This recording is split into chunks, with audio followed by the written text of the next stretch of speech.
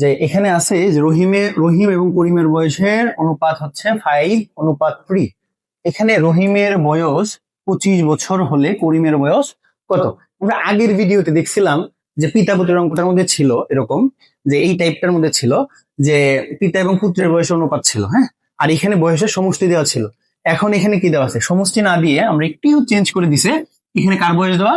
রহিমের বয়স। আগে করিমের বয়স আগে ছিল পিতা এবং পুত্রের বয়সের সমষ্টি, এখন কার দেওয়া? শুধু রহিমের বয়স। যদি এইরকম আসে যে একজনের অনুপাতটা দুইজনের, কিন্তু মান আসছে কয়জনের? মানে দেওয়া, বয়স দেওয়া কয়জনের? একজনের। সেই ক্ষেত্রে আমরা করতে পারি কি, যে এখানে আমি যদি বলি করিমের অনুপাতটা কত 3 এবং রহিমের অনুপাতটা কত 5, এই ক্ষেত্রে আমরা যার মান দেয়া আছে তাকে আমরা কি করবো? ভাগ করবো। কাকে দিয়ে ভাগ করব? করিমের যার মান দেয়া আছে রহিমের, তাহলে রহিমের অনুপাতটা দিয়ে ভাগ করব, 5 দিয়ে ভাগ করব।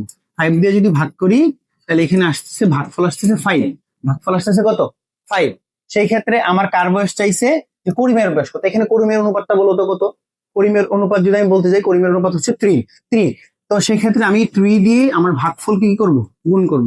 তাহলে এখানে আসতেছে কত? 15। তার মানে আমি এখানে বলতে পারি যে খ নাম্বারটা হচ্ছে উত্তর। করিমের বয়স 15 বছর।